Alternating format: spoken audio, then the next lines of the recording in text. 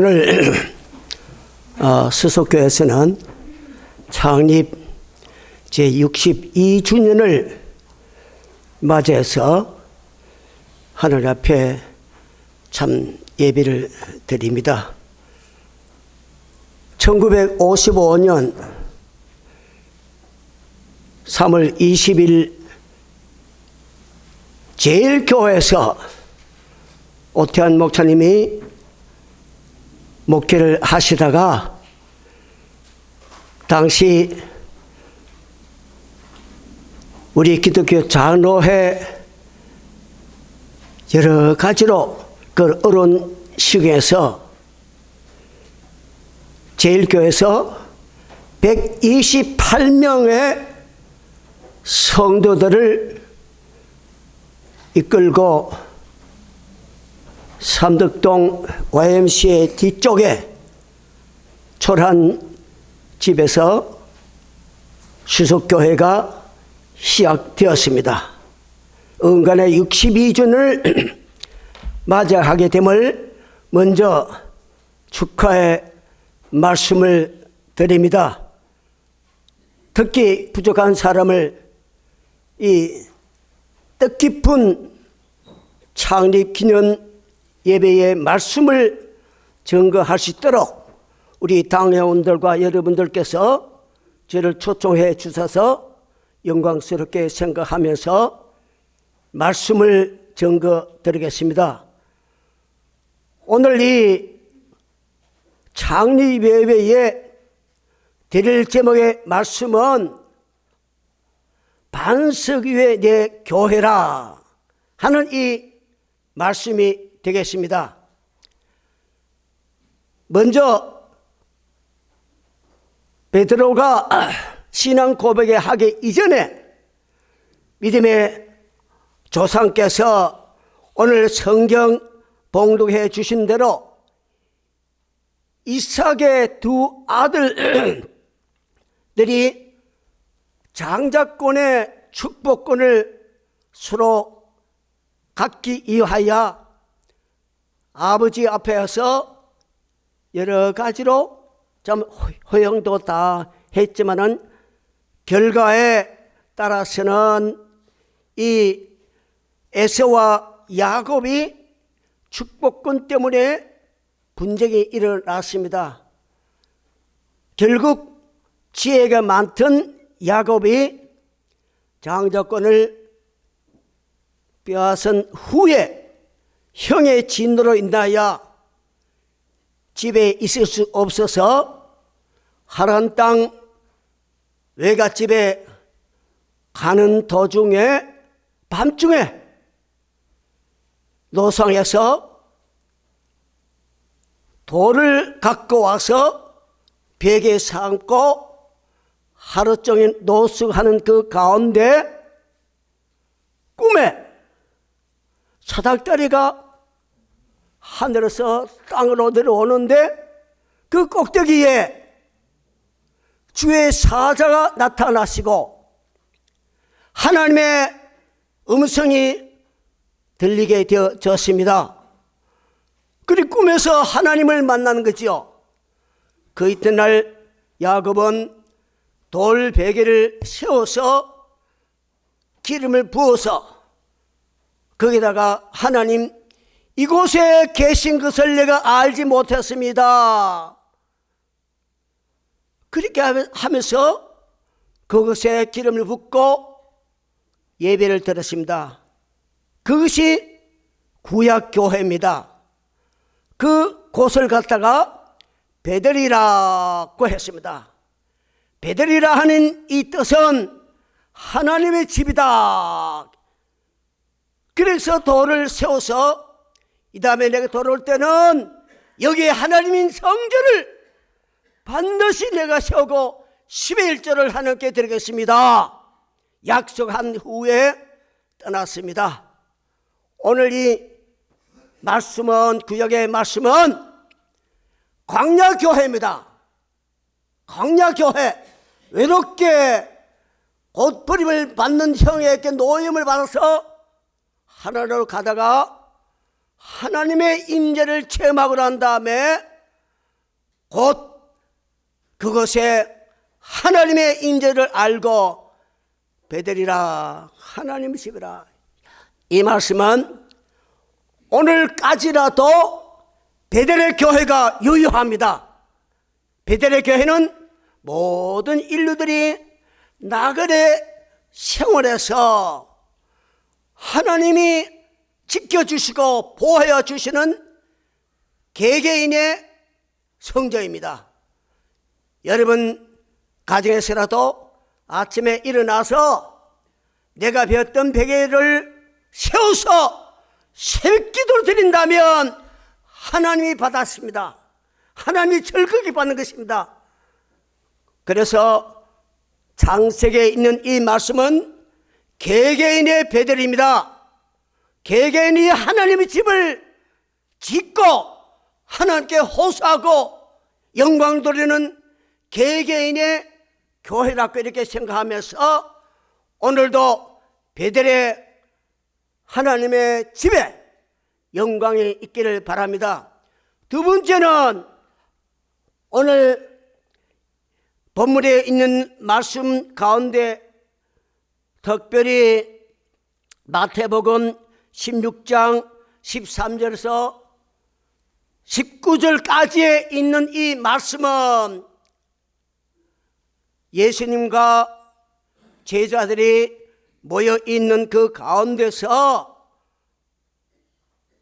예수님이 제자들에게 물어봤습니다. 너희들이 세상 사람들과 더불어 대화를 나눌 때에 나를 누구라고 하더냐 그 물어봤습니다. 그 대답이 주는 그리스도시요 살아계신 하나님의 아들이십니다. 이 신앙 고백입니다. 그래서 오늘 본문에 들어가기 저게 첫 번째에 반석의 교회라는 무슨 뜻이냐? 두 번째 제목은 천국의 열쇠를 너에게 주겠다. 천국의 열쇠가 무엇이냐? 세 번째는 교회의 주 목적이 무엇이냐?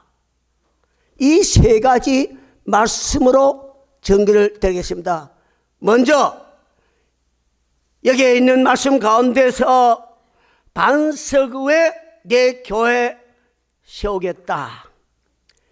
이 반석이라는 이 말이 우리에게 주시는 그 교훈을 우리들이 잘 깨달아야 됩니다.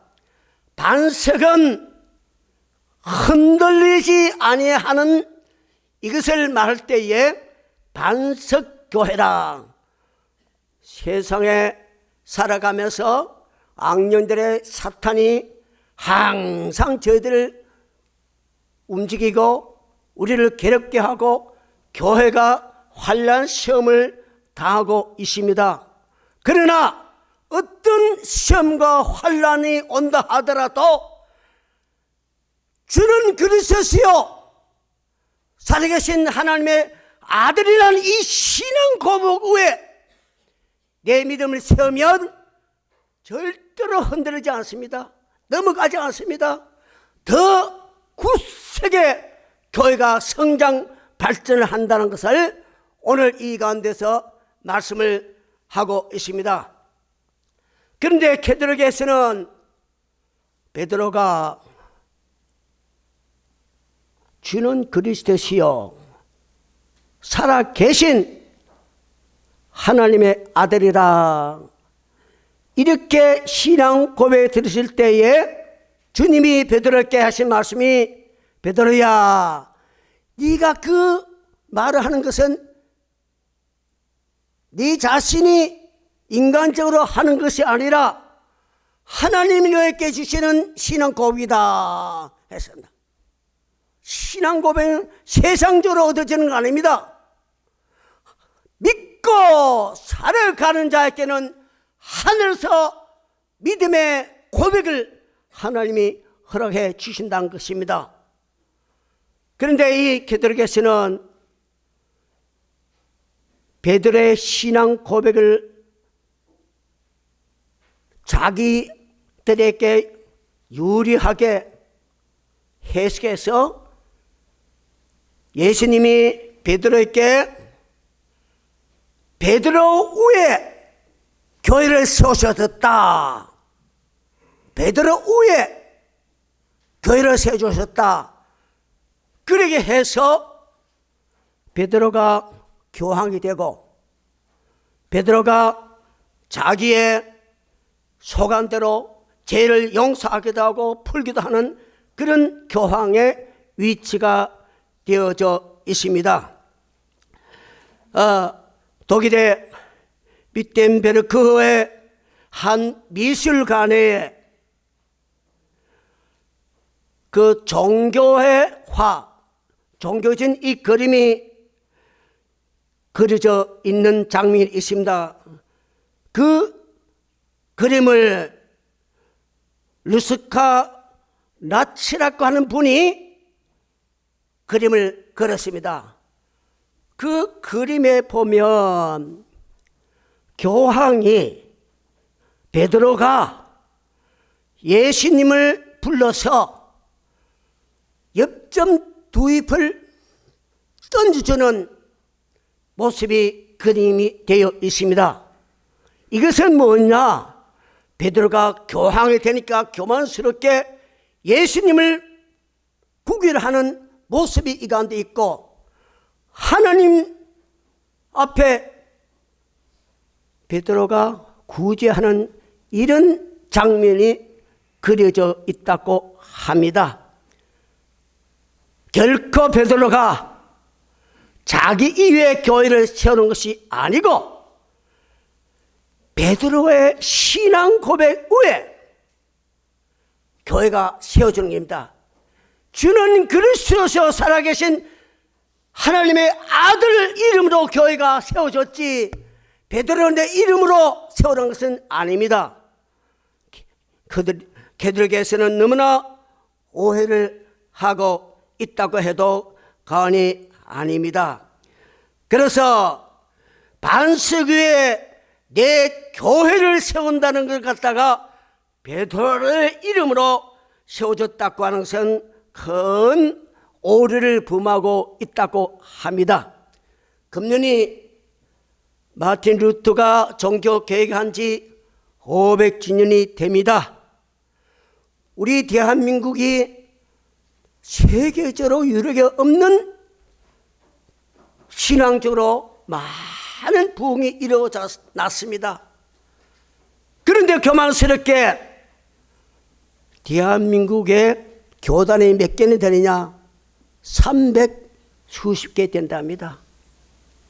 300 수십 개가 갈라져서 내가 예수 잘 믿는다, 너희들이 믿는 것은 잘못해졌다 하고 난립을 일으키고 있습니다. 다시 말하면 성령이 하나되라 하는 이 교훈을 저버리고 내가 잘 믿습니다, 내가 믿는 것이 바랍니다 하는 것은 베드로가 자기 이름으로 교단을 만들어서 세상을 어지럽게 한 것과 같은 것이라고 저는 이렇게 생각되어집니다.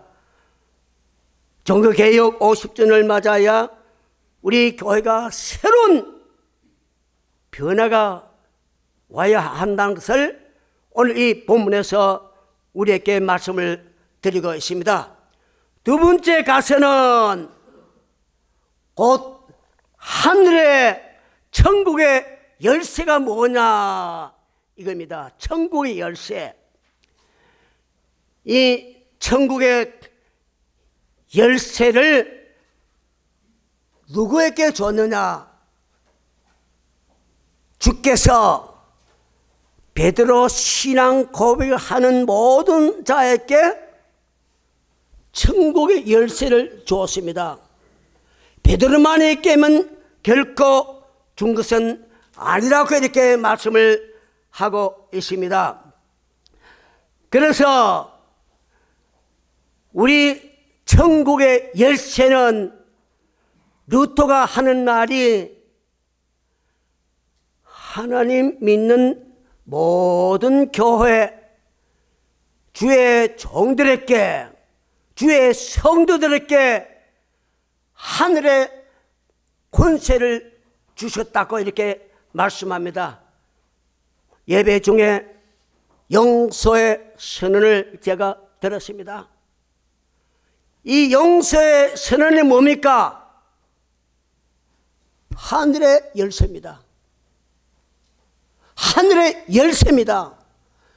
이 하늘의 열쇠를, 천국 키를 오늘 우리 교회 종들과 모든 성도들이 하늘의 키를 주의 이름으로 받고 살아가고 있다는 이 확실한 말씀 후에 살아가야 한다고 이렇게 말씀을 합니다. 그런데 우리가 천국의 열쇠를 받고서 하나님께서 주신 이 특권을 남용을 하기도 하고 소홀히 다룰 때가 많이 있다고 하는 것을 우리들이 볼 수 있게 되어집니다. 이 천국의 열쇠는 죄사함을 받는 열쇠입니다. 서로 용서하는 이 열쇠입니다. 오늘 이 자리에 참여한 여러분들을 또 하늘의 열쇠를 갖고 올바르게 활용하지 못한 성도들이 있다면 오늘 창립주의를 맞아야 천국의 열쇠 활용법을 믿음으로 실천해야 됩니다. 예를 들면 부부지간에 의가 상해가지고 등을 돌리면서 감정적으로 대립을 한 것은 뭡니까? 시험을 당한 겁니다. 시험을 당하십니다. 그 시험을 이길 수 있는 것이 뭐냐? 하늘의 키입니다. 천국의 열쇠입니다. 천국의 열쇠로서 아내의 마음을 열도록 용서하고 화목하는 것이 천국의 열쇠의 가치 효과라고 이렇게 말씀을 드립니다. 그래서 천국 열쇠의 효과는 죄를 회개합니다. 죄를 용서합니다. 이 천국 열쇠를 가지고 철저하게 회개하면 그 회개가 열립니다. 천국이 열리는 겁니다. 하늘이 열리는 겁니다. 그러나 회개 없이 그대로 두면 어떻게 됩니까? 천국 열쇠로 잠가버렸는데 하늘이 열릴 수가 없어요. 하늘이 열릴 수 있도록 해야 영상받고 가정의 은혜를 받고 하나님의 축복을 받고 믿음으로 성장해 간다는 것입니다. 오로지 하나님의 주시는 이 귀한 천국 열쇠를 우리들이 잘 활용해야 됩니다. 그런데 요즘 우리 대한민국이 살기 좋으니까 키들이 많습니다. 특히 여러분들 집에 나설 때 뭡니까? 대문을 열어야 될 겁니까? 키가 여는 것입니다. 여러분이 아파트 가면 어떻게 하십니까? 그대로 들어갑니까? 아파트 열 수 있도록 키를 갖고 다녀요. 오늘 차 갖고 왔으면 차에 키를 꼽아가지고 그냥 시동 걸어가지고 와야 됩니다. 그런데 여러분들께 오늘 창립 기념일을 맞이해서 하나 더 키를 만들어야 됩니다. 믿는 자의 권능, 특권, 하늘의 키를 꼭 함께 지니고 살아가야 됩니다. 이 귀한 거 주님이 주었습니다. 천주교에서는 신부들만이 하늘의 키를 갖고 있는 줄 압니다. 그래서 고해 성상 받고 내가 내 죄를 사하노라 하고 용서를 합니다. 그러나 일반 성도에게는 하늘의 키를 사용할 수 없어요. 고해 성상 받을 수 없고 속죄도 없습니다. 그러나 우리 믿는 이 개신교회에서는 교회자, 주의 종들에게만 주는 거 아닙니다. 모든 예수 믿는 성도들에게 공히 이 천국의 열쇠를 주셨다는 것, 이것만 해도 너무나 감격스러운 일이 아닐 수가 없다고 하는 것을 말합니다. 그래서 이 땅에서 너희들이 풀면 하늘에서 풀리고, 이 땅에서 모든 것을 얼매면 하늘에서 묶어두겠다. 그 열고 묶고 해제하는 것은 뭡니까? 회개라. 사도 요한이 예수님의 선교자로 예수님보다도 6개월 먼저 태어났습니다. 광야에서 메뚜기와 석청을 먹고 허리에 가죽띠를 띠면서 하신 말씀이 회개하라, 천국이 가까웠다. 사도 요한의 회개가 뭡니까? 회개는 바로 천국과 이어진다는 그 말입니다. 회개는 바로 예수 그리스도를 이어진다고 말씀했습니다. 예수님도 이 세상에 오셔서 공생의 첫 번째에 하신 말씀이 뭡니까? 천국이 내 때가 가까이 왔으니 회개하라, 복음을 믿으라 하고 이렇게 예수께서 말씀을 했습니다. 예수 그리스도 자신이 천국의 주인공이십니다. 회개 없이 예수 그리스도를 믿을 수 없고, 회개 없이 예수 그리스도의 복음을 받아들일 수 없다는 것입니다. 곧 회개는 천국과 연결됩니다. 내 영혼과 연결됩니다. 요즘 교육자들이 회개하라 하면, 목사님 무슨 우리들이 그렇게 죄가 많아서 날마다 회개하라 하라 합니까? 왜 회개를 강조합니까? 회개는 천국의 문을 여는 것입니다. 천국의 문을 열어요. 그래서 우리는 회개하는 자에게는 천국이 열리고 하늘이 열리고 하나님이 우리의 삶을 받아 주신다는 것을 여기서 말씀을 하고 있습니다. 마지막 가서 드릴 말씀은 교회에서 가장 중요한 것이 무엇이냐? 교회가 가장 해야 할 일이 뭡니까? 어떤 교회는 교회에 와서 예배 드리는 게 아니라 목사님 설교를 들으러 온 사람도 있답니다. 목사님의 설교를 듣기 위해서 예배 오는 건 아닙니다. 여러분이 교회에 와서 말씀을 듣는 것도 귀중하지만은 교회의 주목적은 하나님 예배입니다. 하나님 경배입니다. 하나님 만나는 것입니다. 그런데 아직까지 성도들 가운데 보면 하나님 예배보다도 목사님의 설교를 듣기 위해서 오는 성도들이 없지 않고 있다고 하는 것을 말씀을 드립니다. 미국의 헤일리버드 비처 목사님이 흑인으로서 아주 설교의 능력이 있었습니다. 그러니까 많은 사람들이 비처 목사님 설교를 듣기 위하여 교회에 찾아왔습니다.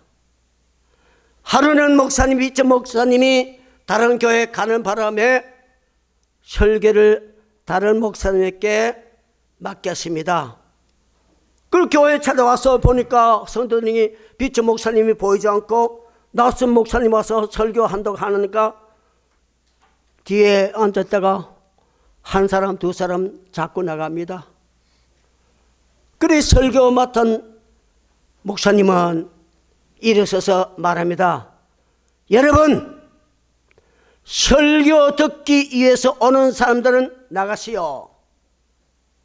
그러나 하나님 예배 드리는 사람들이 모였으니까 예배 드릴 사람만 나와서 함께 예배 드렸습니다 하고 외쳤습니다. 바로 이 무슨 뜻입니까? 비처 목사님이 그렇게 훌륭하게 설교를 말했지만 그 설교가 하나님 예배에 동참이 안 되면 설교도 묘가 된다 그런 것을 알아야 됩니다. 그러므로 설교가 목적이 아니라 하나님 경배가 우선으로 나아가야 한다는 것을 여기서 말씀을 드립니다. 설교 듣기 위하는 사람들은 한두 사람 빠져나갑니다. 설교 중심으로 듣기 위한 것은 목사님의 설교가 오늘 좋았다고 하면 점수로 90점, 85점 이상 A로 받을 때는 아이고 오늘 예배 잘 드렸다. 그러나 그 설교가 목사도 항상 잘할 수 없지 않습니까? 잘못되면 점수가 60점 이하다. 오늘 아무것도 아니다. 은혜 없다. 설교를 평가하겠습니다. 결코 설교는 평가받을 일이 아닙니다. 설교는 하나님 잘 믿는 것을 해석하고 교회가 잘 되어 나가는 것으로 인도하는 것이 바로 설교입니다. 한 것을 우리들이 잘 알아야 될 것을 말씀을 드립니다. 우리들이 오늘 이 시간에 한 번 더 생각해 볼 수 있는 것은 우리들에게 주시는 그 귀한 말씀 가운데 존 크리소스톰이라고 하는 이 교부님이 계셨습니다. 아주 그 당시에도 참 능력 있게 운명으로 유명한 이 크리스토미 주일날 농촌교회 어디 가다가 예배기한 때에서 작은 교회 참석해서 뒷전에 앉아서 예배를 드렸습니다. 그런데 그 교회 목사도 없고 나만은 노인이 제대로 배우지도 못하고 또 제대로 교육도 못 받았는 그 노인이 나와서 설교를 합니다. 크리스토는 뒤에 앉아서 들으니까 얼마나 은혜스럽고 겸손한 이 설교를 듣고 난 다음에 너무 감격해서 앞으로 와서 손을 내밀면서 오늘 설교의 말씀에 은혜롭게 해서 감사합니다. 어떻게 해서 그렇게 은혜로운 설교를 하십니까? 하니까 그 노인이 할 말이 설교가 은혜 없는 설교 있습니까? 설교는 다 하나님의 은혜로운 것으로 되어지는데 어떻게 설교를 갖다가 은혜로운 설교가 있다 하면 그러면 어떤 것은 은혜롭지 못한 설교가 있습니까? 했을 때 크게 감동을 받았다는 그런 말씀이 기록되어 있습니다. 우리는 하나님 앞에 어떻게 경배를 해야 되느냐? 하나님은 어떻게 예배를 드려야 되느냐? 하나님 경외하는 법을 우리가 알아야 됩니다. 경외한다 하는 이 말은 하나님을 우리를 보시면서 두려움으로 하나님 경배한다. 경외라는 것은 들을 외입니다. 하나님을 잘 경외한 동시에 두려움으로 하나님 앞에 나와서 예배 드려야 된다. 이 말씀은 한 주 동안 살아가는 동안에 우리들이 세상의 모든 유혹과 지약에서 회개하지 않고 서로 원수간에 살아가는 이 일이 있어서는 아니 된다. 그래서 마태복음 5장 23절 4절에 보면 너희들이 하나님 앞에서 예물을 드리기 전에 형제에게 잘못한 것이 있으면 예물을 두고 가서 형제와 화목되었으면 와서 예물 드리라. 이 말씀 뭡니까? 예배 드리는 성도들이 그냥 세상에 온갖 허물을 갖고 와서 회개하지 않고 화목하지 못하고 예배 드린다면 그 예배는 맞지 않습니다. 그래서 예배는 두 가지입니다. 아벨의 예배와 가인의 예배입니다. 가인은 하나님 앞에 적당하게 예배를 드렸더니 하나님이 아니 너 못 받겠다. 가인은 진심으로 하나님을 경외하면서 예배를 드렸더니 하나님이 받아주셨다. 오늘 이 공동적으로 예배 드리지만은 공동 중에 선별된 예배가 있다는 것을 알아야 됩니다.